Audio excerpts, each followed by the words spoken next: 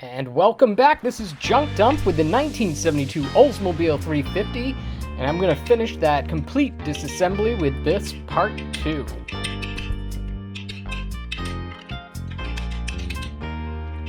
And we're going to start by removing those casting plugs.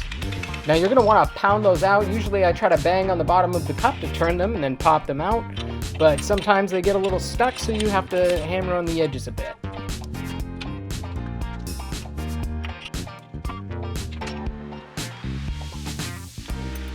And now we're going to move around to the rear of the block and remove that rear casting plug on the driver's side. You can punch that from the outside in. It's going to drop right down. And notice behind it, there is a gallery plug, and that has an oiling hole in it for the distributor gear. You don't want to get those mixed up, and you want to make sure when you put those back in that that one has the hole in it. Now we're going to move to the passenger side. Now the passenger side doesn't have a core plug, and the oil gallery plug is right there on the outside. Unfortunately, it's exposed to everything in the atmosphere. That means salt, water, you name it. So they're often rusted in place. This one is obviously stuck, and I'm going to start by drilling it out and try to punch it free with a punch.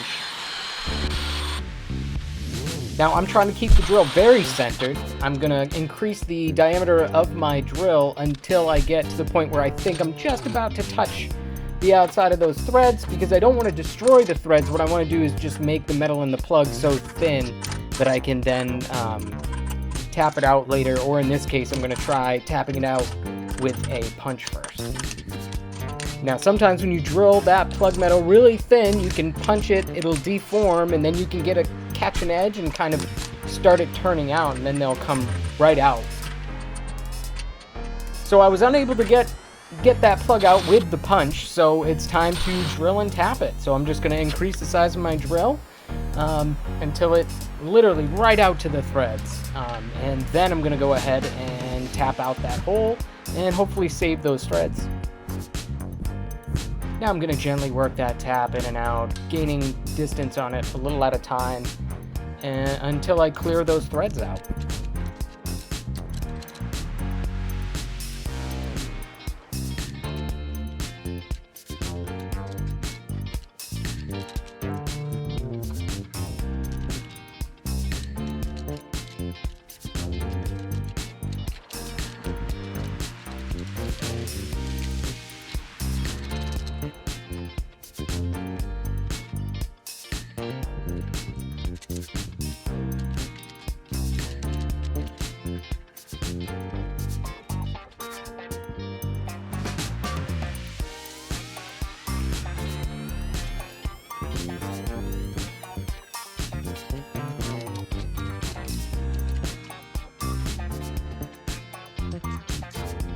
And that took a while, but it was worth it, as those threads are saved and it's as good as new. I'm going to thread a cap in there just to see and make sure that they're fine, which they are, and we're good to move forward.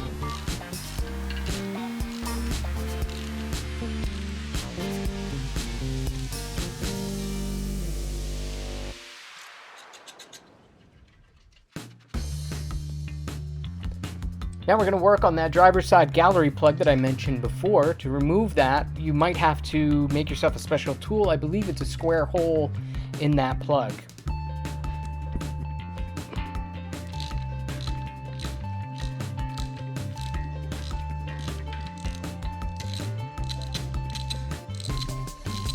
And again, it's really important that that plug have a hole in it and that you put that back into place, or a similar one with the same size hole. I believe it's a 40,000th hole. I'm not sure.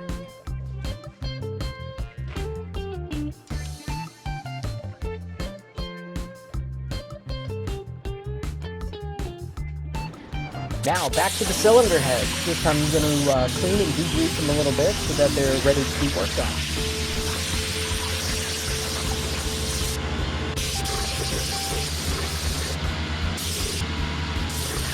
And now I'm going to disassemble the valve assemblies. I use this tool, and I use a punch on the back side, and then I tighten them down. This frees up my hand so that I can take the keepers out. This engine was used for some heavy commuting and has over 300,000 miles on it. I know there was one time that it was run while it was low on oil, and the top end was starting to make a pretty heavy ticking noise. As a result, the keepers are quite stuck in place. In fact, more stuck than I've seen on an engine in quite some time.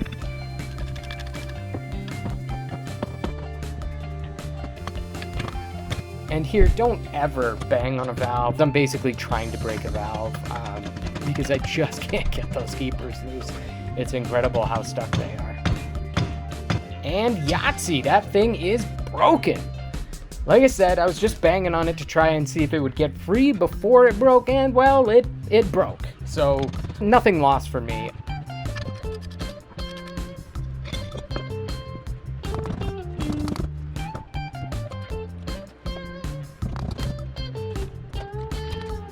And now I brought it over to the vise, and by holding it in place like this and smacking on that valve, it should pop right out. Incredibly, it is still stuck. I can't believe it. And there it's finally decided to let go. That was pretty insane. And now we'll carry on and see if any others give me that much trouble.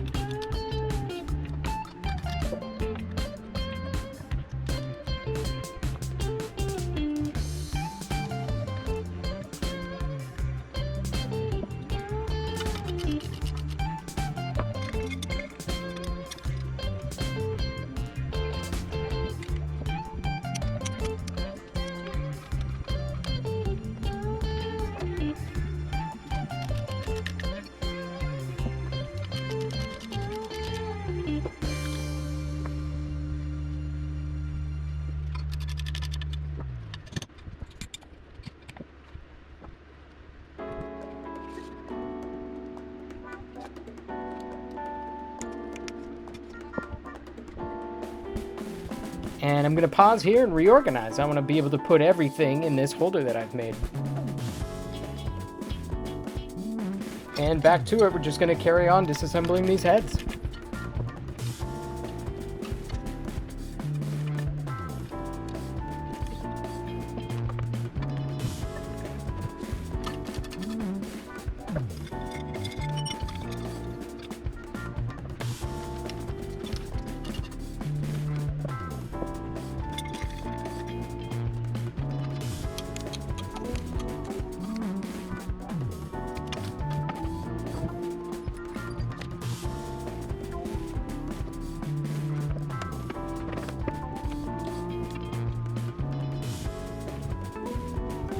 Now I'm going to grab that other cylinder head, and we're going to see how this one goes. Hopefully not as poorly as the other one did.